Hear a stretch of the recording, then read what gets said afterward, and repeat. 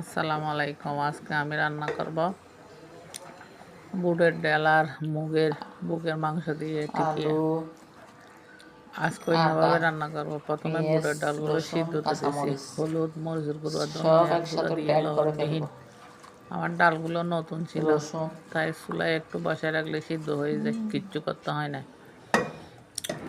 এ পর্যায়ে আমি মুরগির বুকের মাংস, আদা, রসুন, পেঁয়াজ, কাঁচামরিচ, সাথে একটা আলু দিছি, সব একসাথে ব্লেন্ড করে ফেলছি কাঁচা অবস্থায়।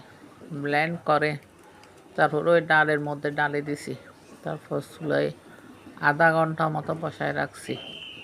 ডালগুলো আমি ভিজাতেও দিই নাই, ডাইরেক্ট ধুয়ে চুলায় দিয়ে দিছি।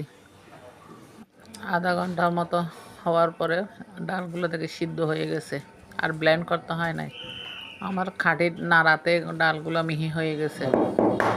তারপরে চুলা থেকে নামিয়ে হালকা ঠান্ডা করে ওখানে পেঁয়াজ কুচি, ধনেপাতা, ডিম, তারপর বাইন্ডারের জন্য দিছি ময়দা আর সয়া সস একসাথে দিয়ে, ও স্বাদ মতো লবণ, আমি আগে লবণ দিই, একসাথে দিয়ে ভালো করে ম্যারিনেট করে তারপর চুলায় একটা একটা ছেড়ে দিছি। বাকিগুলো আমি নর্মালে রাখে দিয়েছি, যখন খাবো তখন